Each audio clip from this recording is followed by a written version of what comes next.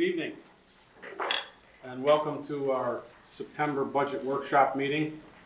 The purpose of which is to have an open discussion with the county executive and the county treasurer about the executive's proposed budget for 2020. Before I, which is obviously protocol, open up the floor for discussion, I just want to take a moment to make a few comments as part of a narrative I put together here regarding, my first glance at this budget, some objectives I think we should be looking at, and certainly we'll be looking for all of your input along the way. At first glance, it is good to see that the proposed 2020 budget from the executive has come in under this year's New York State tax cap, the imposed tax cap of 5.29% at 4.97%, while continuing to use less fund balance than the previous 2 years. If you've noticed, they're looking to use 2.9 million versus 3.7 in 2019 and 3.82 in 2018. In addition, after a couple of informal budget discussions with the county executive during late July and early August about some potential expectations we had in mind for the 2020 budget, including using less fund balance than the previous 2 years, plus doing everything under their power to attempt to bring in as many departments as possible in under their 2019 budgets. It was also very encouraging to see that 8 of 25 of the departments did present budgets to the executive that actually represented year-over-year reductions based on some combination of either cost cutting or revenue enhancement that was greater than their proposed expenses. And a great example of that is the sheriff in jail who was here tonight. He did a good job, created some new revenue sources or enhanced revenue sources to help offset expenses and looking at his department as a profit center. Another goal we had in mind was for the aggregate year-over-year departmental changes to be less than the 2 previous years. As a reminder, 2018's budget's year-over-year aggregate departmental increase was $606,000, and that was 0.5% of that budget. And 19's was $447,000, and that was 0.4% of that budget. And let me just take a moment. There's 3 documents here that I'm going to be referring to that you have as tools. We have a budget comparison sheet here, which lists essentially, if you look over in the right-hand column, that's the column I focus on, we focus on, is to look and see which departments are coming in, over their budgets for last year, in some combination of increased expenses and or less revenue, something of that nature. And that's where I got that 8 out of 25. If you see, you got the county treasurer coming in under the Board of Elections, the sheriff, public health, youth, ATI veterans, history and archives, the public defender, and ourselves as a legislature, and you know that based on what we did in August. Also, we have another sheet here called Budget Notes. This is something that I asked the treasurer to put together yesterday after seeing the budget over the weekend and looking at it. And what I wanted to find out from him was, based on comments that the executive had made in the newspaper article and in his narrative to us, much of these increases that we are experiencing here this year are based on, contractual obligations or mandates. So there's information on that on the top of the page. The treasurer went and also dissected our largest departments and showed us the year-over-year changes that impacted their budgets and that correspond pretty much to this other budget comparison sheet here. For instance, you'll see first. This one. Yeah. For instance, personnel, you'll see 200 and, yeah, why don't we equip them before we keep going? It's in here. It's in here.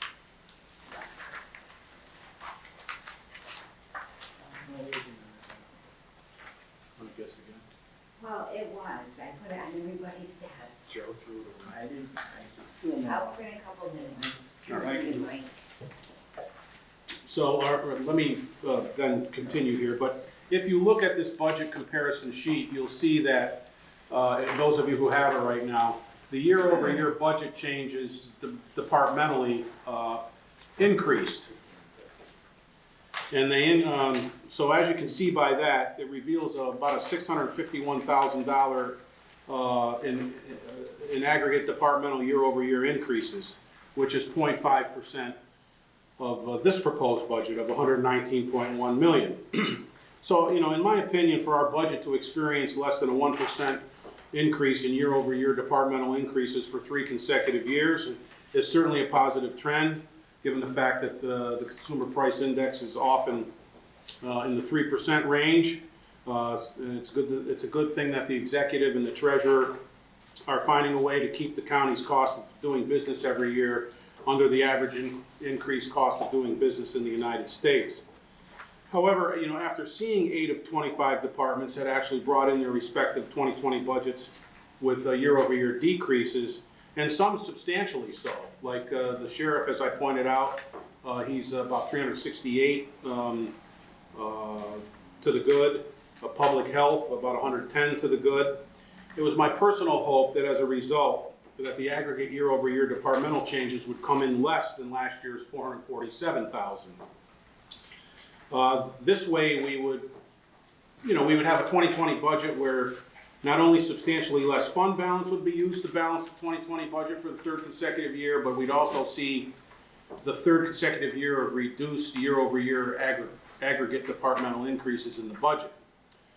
But as the county executive pointed out in his budget narrative to us, the vast majority, and I just mentioned this, of what comprises the increases in the 2020 budget, as well as all preceding budgets for that matter, are largely driven by contractual increases, and those are namely salary increases in union contracts that are unavoidable expenses going into any budget year. And accordingly, if you look at the budget note sheet again here, this one here, you will see that on the top of the page, approximately $559,000 or 86% of the proposed $651,000 in year-over-year aggregate departmental increases are directly related to union contract salary increase obligations for DPW, the sheriff and the jail, DSS, public health departments. And that leaves about $90,000 in aggregate budget increases that are largely related to fed and state mandated services that are also essentially unavoidable.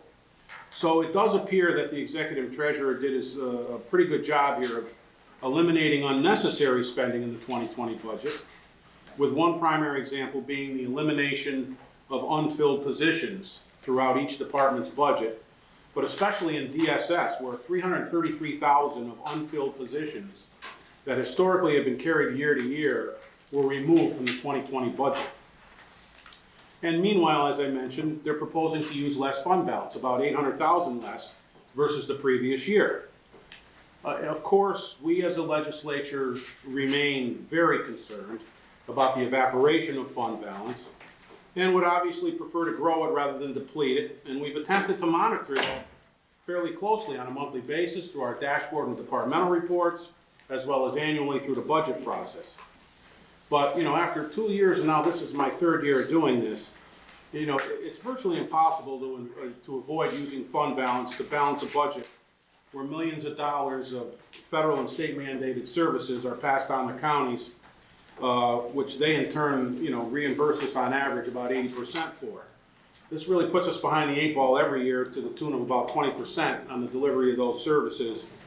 And we have little or few new income and revenue sources to offset those shortfalls available to us on a year-to-year basis.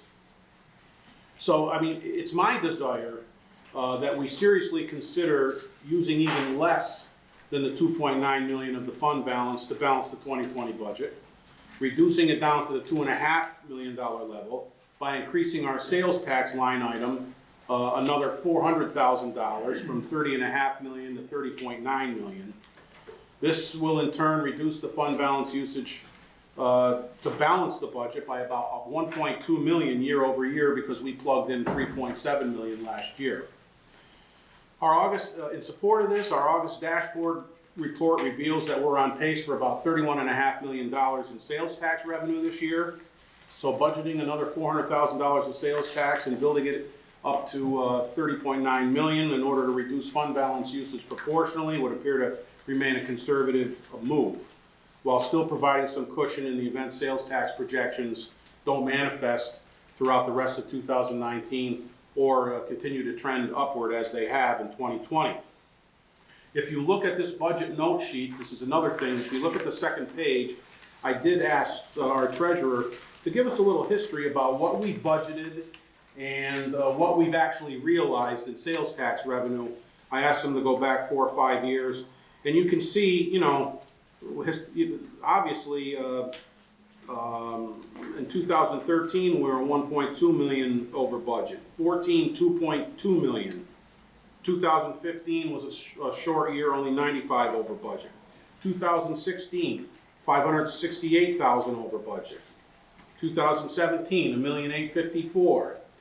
2018, almost 2.4 million. The last 3 years alone, the average increase, or the average amount of sales tax we collected versus what we budgeted was about $1.6 million greater. So I think, you know, we should have the confidence in feeling that if we increase our sales tax line item by $400,000 for the purpose of reducing our fund balance usage, that it's nothing. It's still a conservative move. And this does not even include receiving any new internet sales tax income, which we begin to expect to realize to some degree on a recurring basis beginning in the fourth quarter of this year. And hopefully a budget move like this on our part will also to continue to reinforce a mindset and begin to trend of using measurably less fund balance in the budget, to balance the budget in future years. In an effort to preserve it as long as possible, while attempting to seek new sources of revenue to help build it back up. So in conclusion, although it's, you know, our legislative responsibility not to marginalize any increase in the budget, because all increases in the budget should be taken seriously given the fact that it has a potential impact on the taxpayers we represent, it appears this first draft of the budget by the executive and the treasurer reflect examples of the direction we attempted to give them in our preliminary discussions, with the lion's share of the increases largely due to contracts and mandates. We also need to be mindful of the fact that this year's proposed budget would also lead to tax increases, and you've seen that on the tentative tax rate sheet that you were provided with your budgets, in 4 of 11 municipalities. Obviously the good news, 7 of 11, no tax increase or a reduction. In 4 of 11, there would be an increase, and those are the ones we have to be concerned with. But this is largely attributable to the fact that these municipalities experienced a positive change in their equalization rates last year. The equalization rates of which the county has no control over, and which are the sole responsibility of those municipalities. And even though the positive changes in these 4 particular municipalities' equalization rates means that when it conversely leads to a tax increase, however nominal it may be, it's something we need to make sure we take a closer look at. But please bear in mind, it would probably not be sound accounting practice to adjust the county budget by using more of our fund balance to offset or eliminate tax increases in other municipalities that are a byproduct of rising property values in those municipalities, those rising property values of which we have no control over. One final note, discussing some of this with Sean and Matt today, Bonadillo has given us a preliminary indication to our treasurer that as a result of their recent scrub of the 2018 DSS claims and reconciliations, that they will be recommending in the neighborhood of a $1.7 million in positive adjusting entries that would build the remaining fund balance depicted on our AUD. Our AUD is, remember, our draft statement that we have to file with the state by the end of April, but it's not our actual CPA prepared statement. It's just a first look at it. If those $1.7 million in adjustments actually occur, or even in the neighborhood of 1.7, but let's just say it's 1.7, the fund balance we ended up with on our AUD, on our draft of 5.6 million, would build up to the $7.3 million range. on our actual statement that the CPA will prepare as of the end of September, correct, Sean? And if it manifests itself to that actual dollar degree, the actual remaining fund balance would be around 7.3 million on our 12/31/18 financial statement. And that would be 900,000 less than 12/31/17's ending fund balance of 8.2 million. So what does all that mean? It means that although we budgeted $3.7 million in 2018, or for 2019, last year at this time, or excuse me, in 2018, we only have used 900,000 of that $3.7 million budgeted figure. And this more or less falls in line with that fund balance study we did in the beginning of 2018, where we kind of studied what was budgeted and what we ended up using and got cooked in our books by the time our financial statement was completed. So, and if you recall, that was roughly somewhere in the neighborhood of an average, we were budgeting for those years reviewed $3.5 to $4 million, but we were actually using on average about $1.5 million of that once our books were settled for every year. So, as far as that is concerned here, these budget notes will become handy, not only for our discussion here today, but you can see in the middle of the page the very nature of the fact that Sean took the time to discuss the large fluctuations in the large departmental budgets here will help us perform our review with those departments on the 23rd. But obviously, we're at a point now where we need to get more insight into this budget. And I would, like to, kick off the discussion in that regard at this particular point in time. And Matt, did you have something you wanted to? Sure. I'll be very brief. As you can imagine, Mike hit on a lot of the big points. I'll just also note that you have a handout, I believe the handout with payroll changes was loaded. So any of the different payroll changes, like for example, you'll see $60,000 in economic development, I believe was the net increase. But those were changes that we've made, and you'll see the corresponding board resolution attached with that. So, just to give you an explanation there. The other point I'd like to make is a lot of the questions we've been getting, so one of the big questions we've been getting is, you went from 116 to 190, where is that? If you give me a basic answer on where that $3 million is.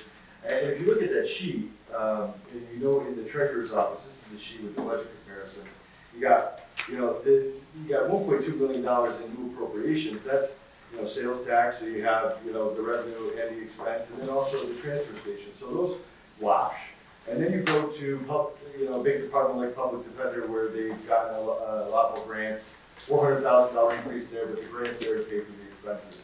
And that's really, when you look at the $560,000 in salary, contractual salary increases from DPW, Sheriff, Public Health, and DSS, you look at these and you're already at two of that $3 million. And then when you get to that last $1 million, you look at some of the smaller items from there. But just so you know, as Mike said, that's where that increase is coming, and largely it's out of our control.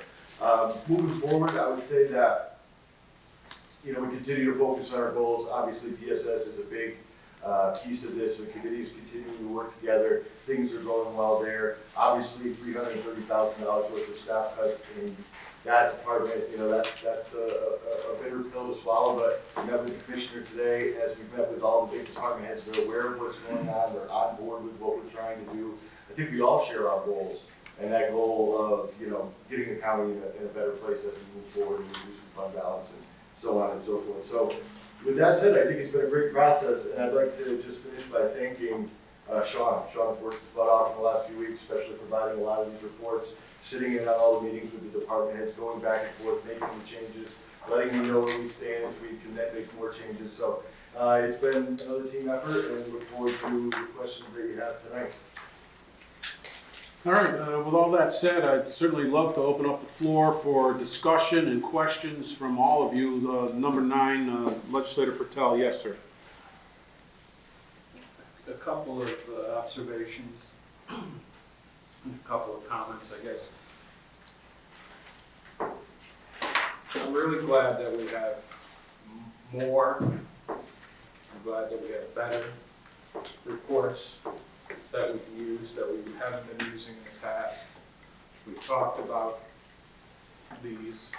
I think that I'd still like some other reports and like to have the ability to have somebody in the county prepare them for me or for any of us in a way that we want to see things.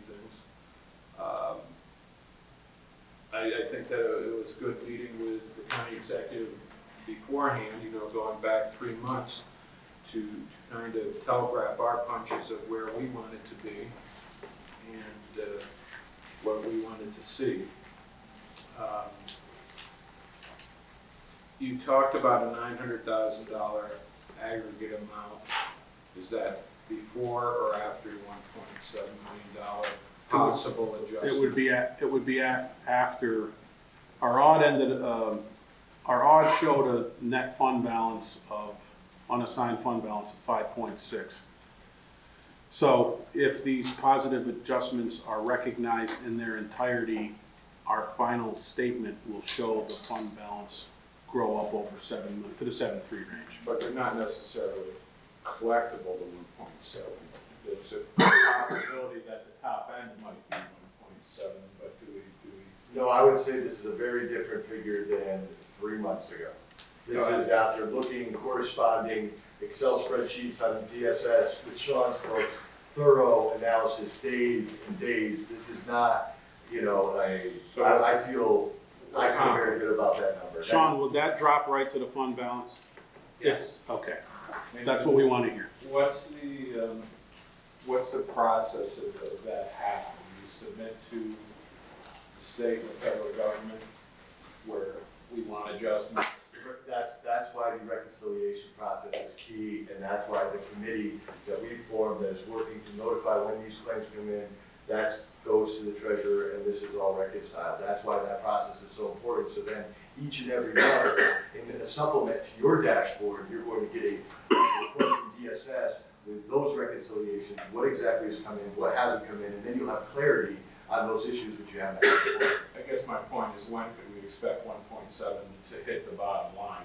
When do we get to feel those checks?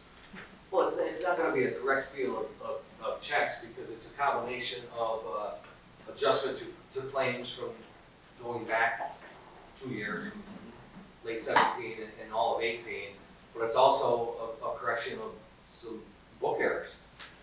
I guess my point is, when do we see the reimbursement?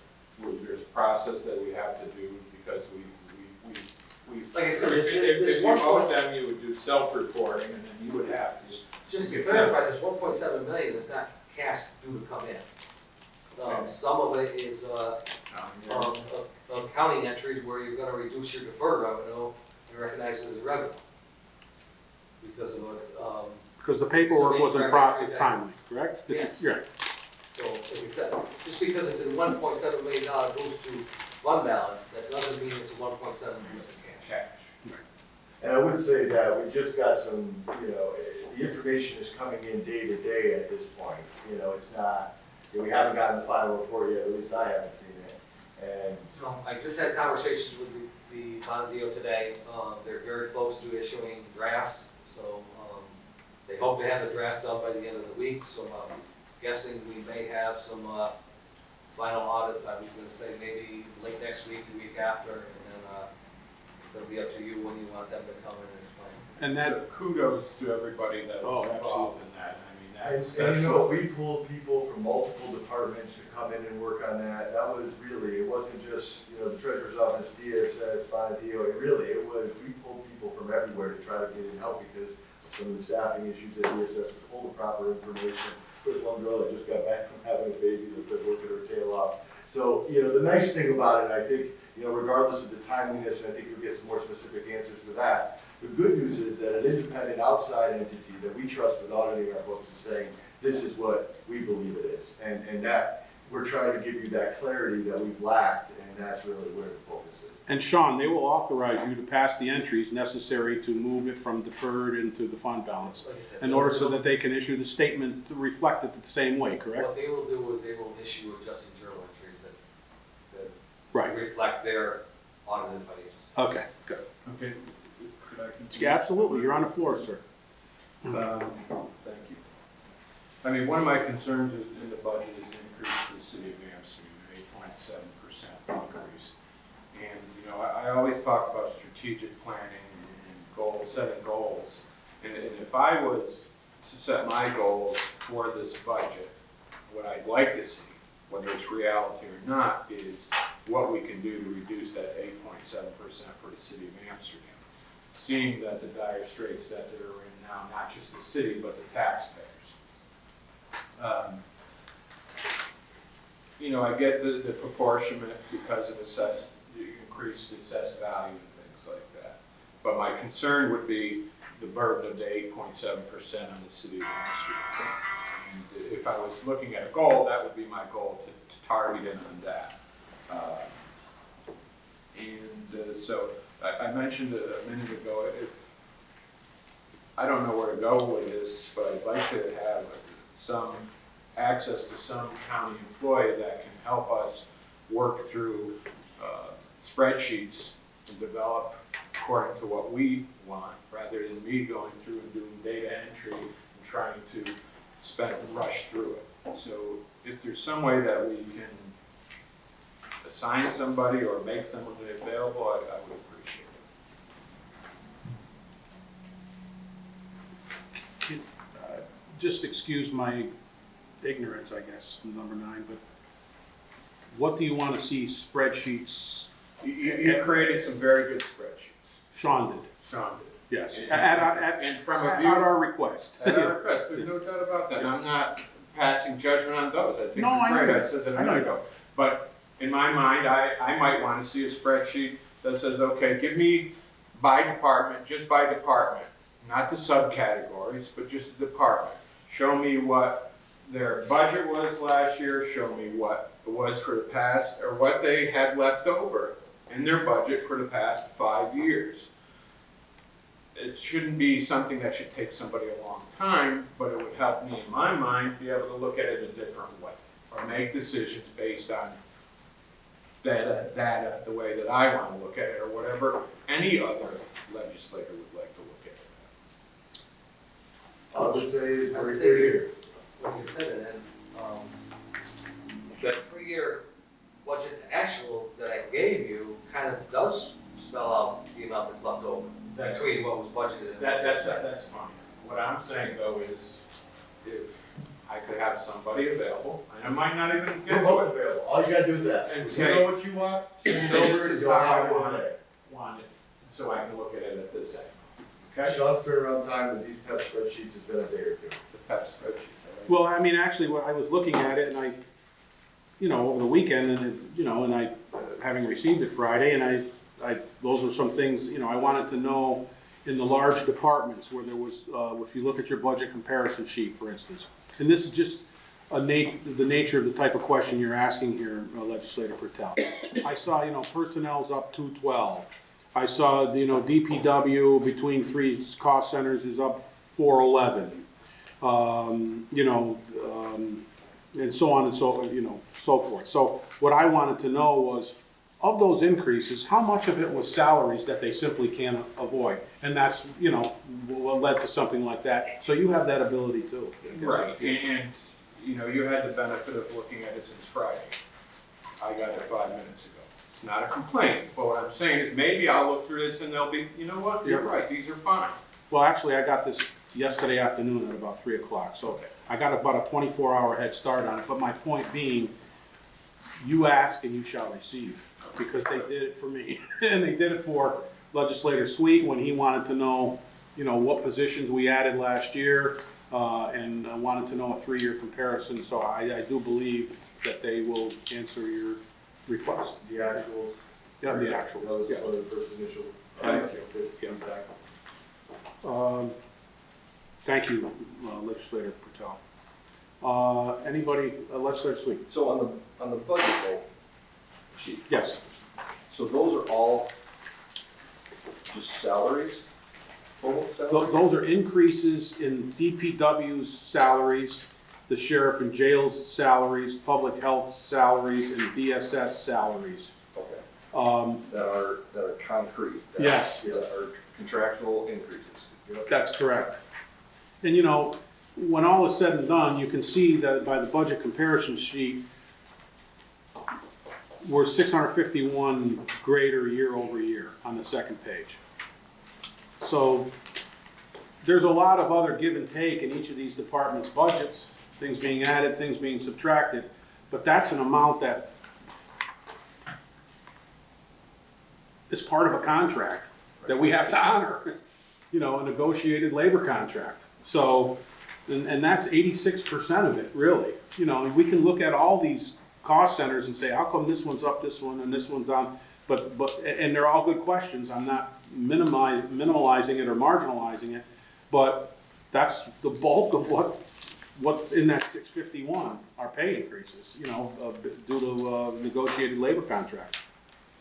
And, you know, as I mentioned, you know, the difference largely being federal and state mandates, the $90,000 difference that, you know, we have to do. So,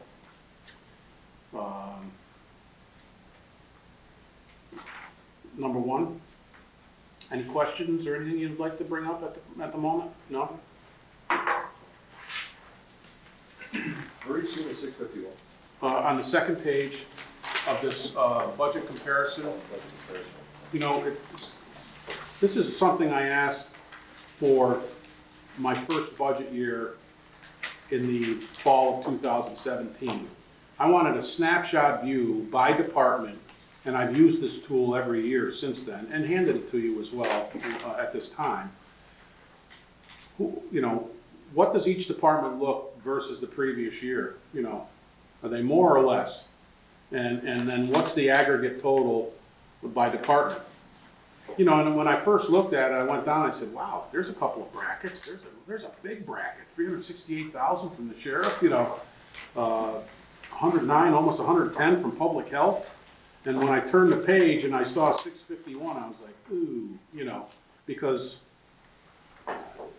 the first year it was 606, the second year it was 447, and then it was 651, and I knew that they had cut out $333,000 worth of DSS positions by that time, and so that's why I then wanted more clarity into that 651 number and requested it, was how much of this is salaries, you know, salary increases, figuring, you know, in any business, such as regardless of whether it's a county or anything, your salary is an expense, and the fringes around it are your single biggest expense line item. So it's usually a source of most increase. Yes. I would say this has actually become a great document for Sean and I, because as we went through the budget meetings and getting the initial requests, made the first round of cuts, we always came back to this sheet, and made another round of cuts and another round of cuts, and then this became the basis for really the rest of the different pieces of information that are provided from it. We've probably seen 10 different versions of this over the past few months. And I mean, for instance, DSS, I looked at last year's and I left it in my car, but the year-over-year change was like over $1 million. And they indicated to me, you know, when I saw it was 385, gee, you cut out 333,000 worth of positions? Well, when it came in, it was $1.2 million, wasn't it, or something you said? From the department. So you did some major slicing there, you know. What else, you know? As you go over, as you dig into it, you know, there's gonna be a number of, you know, items that come up, you know, things that I'd love to do. You know, and the man behind me asked for a vehicle that he needs that's not in the budget. There's a whole host of things that are in there. And I'm sure that we'll be talking about them as we go forward through the process. But, you know, we tried to focus on what you wanted from us. And to me, I heard loud and clear, get rid of all positions that haven't been filled over a significant period of time, lower the use of fund balance, and stay under the tax cap. And that was, you know, get us to a starting point of that, and then take it from there. Really, it's not, you know, if we start taking it further than this and cutting to the tune of another $1 million or another $2 million, you know, you're gonna get into layoffs. That's the next step. Or some real significant cuts in services and putting off projects that we, you know, probably really should do, but maybe don't need, you know, so that's really the next step. I mean, we can trim and cut in here, but, you know, if you start going another million or two of cuts, you're really gonna start, we would really start taking some pain out of the organization. And certainly being a representative from the city of Amsterdam, I am, as well as Legislator Duchessis, Legislator Isabel, Legislator Wilson, a portion of the city of Amsterdam, you know, certainly largely concerned that even in this budget, it reveals a potential, you know, as Legislator Patel said, 8.7% tax increase for the city of Amsterdam, based on an equalization formula and whatnot, but nonetheless a tax increase. And what it amounts to essentially is about 146, if your house is assessed for $100,000, you'll have a $146 increase in your tax bill, which maybe many of us can stomach. $12 a month, $12.50, whatever the heck it is, but many people in our districts can't. You know, so it's certainly to be mindful of, and I'll be right with you, Legislator Patel. And so what I asked the treasurer was, how much less fund balance could we use in this budget? Forget about, you know, you heard me pontificate about dropping it down another 400,000. But when it was at 2.9 and we were already chopping at 800,000, I said, how much more fund balance could we use to see if we could eliminate this tax increase? And he figured it out. For us to experience no increase in real property tax revenue as a county, which would eliminate 3 of the 4 tax increases. The other municipalities that are affected are Canjo, Glen, and Mohawk. Amsterdam's is $1.46 a thousand. That's how you get the $146 on a $100,000 house or assessment. Canjo is at this point about 62 cents. Glen is 61 cents, and Mohawk is 66 cents. He said if we used fund balance of $4.2 million, it would eliminate these 3, but still leave Amsterdam at about 60 cents a thousand. And then I said, okay, then how much would we have to use to eliminate the tax increase for Amsterdam? And he figured it out. And it was another, well, I got the figure here. The total amount of fund balance we'd have to use to prevent any tax increase to these 4 municipalities would be $5.378 million. And these are areas we can't afford to go in, Right. you know, as a county, as stewards of the county budget, you know. I mean, because even if we get these adjusting entries, and as we just prescribed and discussed, and our fund balance gets, on our 12/31/18 statement, gets built up back up to 7.3 million. If we use 5.3 million, we're back in a much dire hole than we were before this whole process started. You know, so you know, it would be very difficult to make an accounting move of that nature. You know, and quite frankly, unwise. You know. Legislator Duchessis. Well, I think you were next. Oh, no, I'm sorry. Yes, you put your hand out, yes. Thank you. Yeah, I'm really happy with this presentation and the way things are unfolding. And the reason for that really is because of all that work during the year. These new presentations, and as we add to them, only make it easier for us to fully understand what's going on. I happen to be the only legislator whose district is entirely within the city limits. Me too. Yours is entirely within the city? Yes. None outside? Yep, and Joseph Isabel too. Me too. I thought some of those straddle other. Those 2 guys do. Okay. Yeah.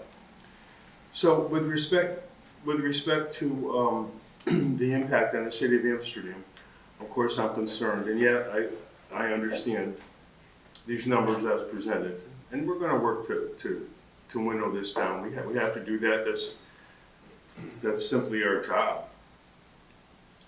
But still, the city of Amsterdam is coming up short again, and I think that I'm not gonna be able to address this during this budget, but I am going to address this during the year. One of the real big inequalities for city residents has to do with the fact that the city has the right of foreclosure on properties that are not paying their taxes. And because of that, they're responsible for making the city of Amsterdam School District whole. In the meanwhile, as county taxpayers, and within this county budget and increase that you see here, they are paying a share of county taxes that guarantees the school taxes for other districts in the county, just like county taxpayers do, because they are county taxpayers. So in effect, they're paying twice. There are counties who have taken that responsibility for guaranteeing school taxes from cities within their counties. Some have taken it all, some have taken a portion.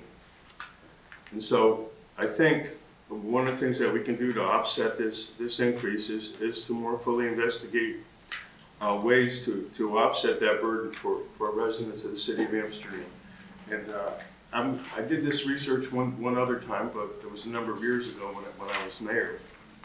But I'm going to be doing that again to find out which counties take part of that burden or all of that burden from cities within their boundaries. So going forward, I think that's something we can do to help offset that tax burden. Excellent point, Legislator Jensen. Thank you. Thank you very much for that wisdom from your past experience. Legislator Patel, I'm sorry. I think Legislator Duchessis has some valid points. And, I think there's some inherent issues with that. The fact that they collect quarterly. But again, we'll have this discussion out of this. This is about the budget. So my question is, what is the dollar value that the 8.7% increase in the city represents? Well, it's 146. I mean, he wants to know the aggregate dollar amount. How much? $1.46 a thousand. I want to know the dollar amount total that this increase costs the residents of the city of Amsterdam. $5,996,255.43. So that increase costs them $500. That's the total levy that's charged to the city of Amsterdam. That's the total levy. But what's the increase? So 8% of that? 8.7% of that? Is that what it would be? Yeah. So 10%. That's the Like city's share of the overall. So it'd be about $400,000 Increase. Right? John, if you can do a quick I'd summary. have to look at that. Well, I mean, you had the City's figure. share was last year. Well, 10% would be 500,000. Right. 2%, 8% would be 400,000. Correct? Well, we're gonna figure it out right now. What's the figure? 566? 566. 5,996. Whoa. Ooh. 5996, 255. 255 times 8.7%. 521,674. So $500,000. Okay, thank you for that information. You're welcome, sir. Legislator Diamond, anything you wanna, Chairman Headwell? Okay. No, well, not really. I think Chairman Pep covered most of it. I would just say, it's probably repetitive, that the executive has met, if not exceeded, our expectations here. A lot of the points Chairman Pep said, the fund balance, cutting the positions from the budget, very conservative on the sales tax and with the new internet tax. And I think if history has taught us anything, that this year we should be in better shape. That said, I would make a motion to approve the budget as presented. So, This is a workshop. This is a- We can't do Yeah. it tonight. Thank you, legislator Diamond. Well, I mean, procedurally, you know the hoops we gotta jump through yet, which obviously, we need to potentially make recommendations to the budget through our sheets that we were provided. And the county clerk asks that, the clerk of the legislature asks that we get them back to her by the middle of next week. And then we will do a straw vote on them on Monday, the 23rd would be our next meeting. That night, we're gonna interview 5 major departments to talk about their budgets. Personnel or human resources, DPW, the sheriff, DSS, and public and mental health. So, and you're already equipped right now with the, if I can find mine, the budget notes. Oh, here they are, where you can already see the major changes in most of those departments, you know, where we can zero in and ask questions, regarding certain line items and compare them to their budgets within the booklet. And then, from after that, Cheryl, we will have our meeting on Tuesday, the 24th. It'll be committee meetings, 5:55, correct? Yes. We will have a public hearing, and that public hearing is for the budget. And then, Pursuant to the charter, we Yep. have to have the 2 public hearings. The first one is the budget as presented by the county executive Yes. with the report that you guys give to Right. me. yep, and we'll also do a straw vote on any of the proposed changes that each of us want to make to various departmental budgets. Sean, I would ask you, if you would please, can you make first of all, I want to take a consensus of all of you, my little discussion about using less fund balance and increasing sales tax proportionally to do so as a balance, to balance this budget. Does anybody have any objection to that? Certainly it was just an idea, and Legislator Patel? you're taking out of something that's going to affect next year's fund balance. I mean, it's to me, it doesn't make a difference whether you're taking it out of anticipated revenue or you're taking it out of fund balance. The dollar effect is going to be the same. It will, okay. I have another question when Yeah. we're done with that, if we could. But, is everybody on board with that? Yeah, I like that idea. Okay. Everybody okay with it? I mean, our sales tax should track well into the $32 million range next year, the way it's been trending. So to go up to 30.9 million from 30.5 million in Sean's proposed budget, I don't think is a stretch or a reach. Mr. Chairman? Hopefully you'll see an increase because it's the internet And sales then tax. we haven't even factored that in there. Yes, Legislator. Yes, I could live with that, except that I think that we're narrowing the possibilities here, because we maybe will do some combination of both of those things, especially in the context of trying to winnow down the increases in the towns of the Okay. city. That's That's fair enough. That's why I think it's important to go forward and have further discussions. Right. I have a high confidence level in the numbers that are here, and I've already complimented the county executive on his work, but still we have a responsibility here to go over this budget and address some of these other things. And let's please all make sure that we do. Now, on the 23rd, will both of you be here? Yeah. Okay, so in case we have other questions we want to ask about departments that aren't here, you'll be here to answer our questions. Absolutely. And I would say that if there's anything of the larger departments that you would like prepared ahead of time, so, we don't get in a situation where I'll have to go back and get those numbers, so you have it right there and then, really don't be shy. And Sean and I really at this time of year during this process are making ourselves, available, all of you, not myself. Something comes up at 7 o'clock at night, you have a cup of coffee, give me a call.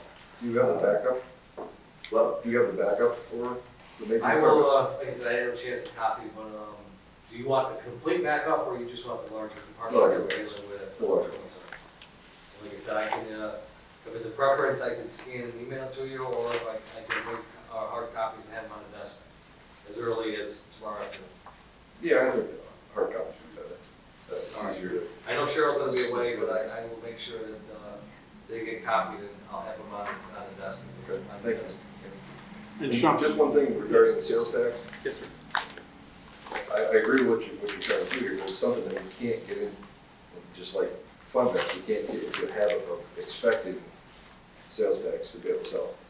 Because No, what happens in 2 years if there's a change in the political climate and the economy, true, so right, for now, it's a good solution, it is. but it's not something that I want to use as a crutch. And I thought about that too, Legislator Sweet, but if you look at that history, Oh, I agree. there was a Democrat in office in 2013 and 14 and 15, and we experienced some pretty good growth over projections there. Sure. I just, I certainly never want to say, we got 31.5 last year, let's budget 31.5, I don't want to be that foolhardy. No, But I think we have enough evidence here to suggest that it's continuing to trend up, year over year. Some not as heavily as others, but yes. Just a final note as far as where I think we're at and where I think we're going. If you think back, and Brian, you'll certainly remember this. Last time the county was in this situation where fund balance was dwindling, and all of a sudden you saw the budgets really start coming closer to what the actuals were, just to try to prevent that fund balance from getting smaller. What happened? Sales tax went from 3 to 4%. And all of a sudden, that helped, and we started building the fund balance back, and it's now kind of leveled off, and now we're in that situation again, where we're really honing in on the budget, getting close, but here's our problem. The problem is, the overall dynamics are not changing. We're not raising sales tax. We're gonna continue to live under the tax cap. Next year, the tax cap is going to be next to nothing, because of the way the formula is calculated. My big concern is that next year, the year after that, unless some of these structural things change, which means the DSS clarity is all the more important, where sales tax goes is all the more important, and some of these other big items, I'm really concerned about those next few years as far as where we go, because we don't have any of those big one-shots or structural changes like an increase in the sales tax of 1% to really change the dynamic. So I think we're doing the best we can in trying, year to year, but, make no mistake about it, next year's not gonna be a whole lot easier. No. Legislator Patel. 2 questions. Recently, I saw that there was a settlement with the drug companies. I think that we entered into some lawsuit, didn't we, no? No, we are in a lawsuit, but ours has not settled yet. And as soon as anything happens with that, I'll certainly update everybody. So thank you for that. The other thing is, I'm looking at this page it is. It's Appendix D, in the public improvements ban. What, for $7 million, what is that? It's renewal of the bans that we have currently, which is $3 million for each stop. $1.5 million for the emergency management garage.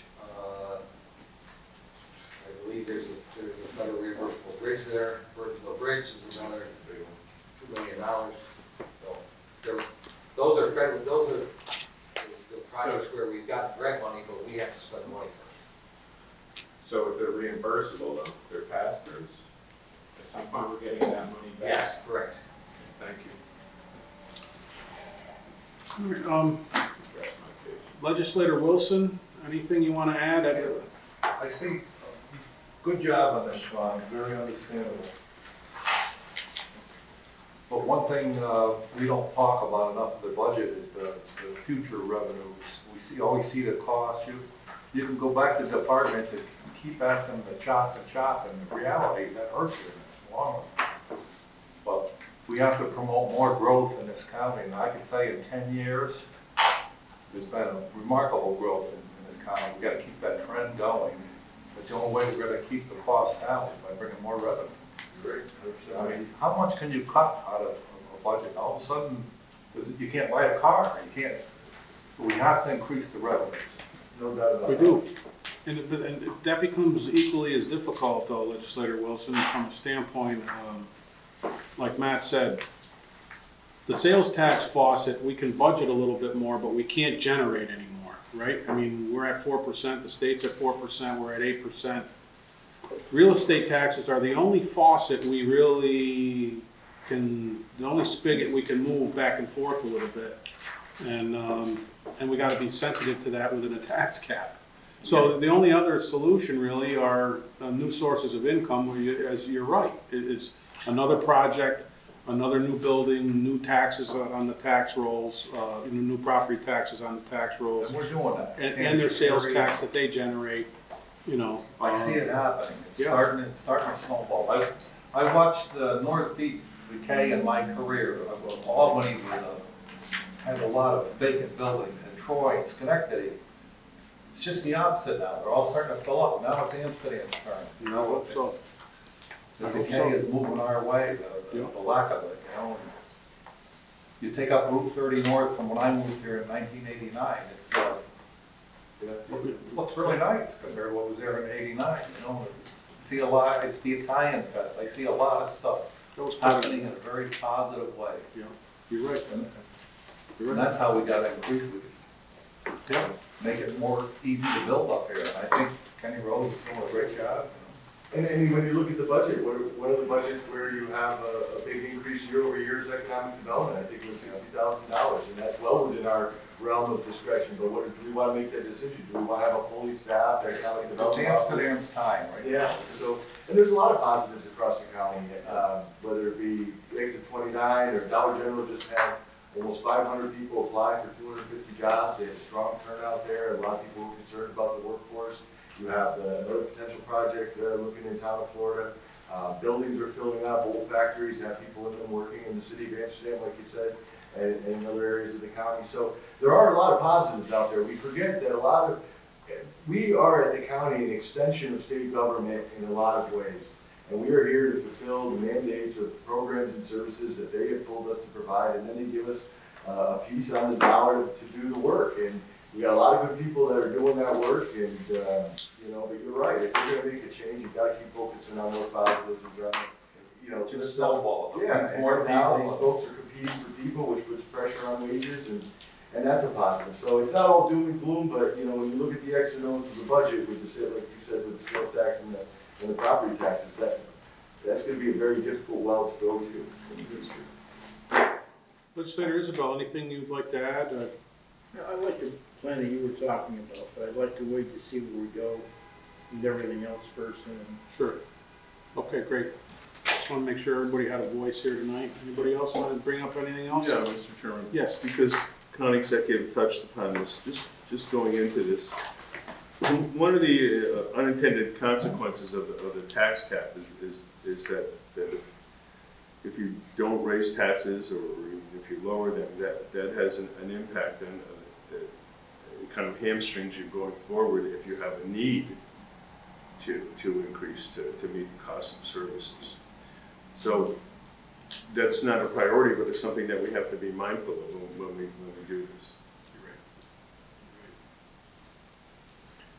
All right, any other items for discussion with the county executive or county treasurer? All right, hearing none, again, reminder, your amendments to the budget by the middle of next week to the clerk of the legislature. And we will see you on Monday, September 23rd at 5 o'clock, correct?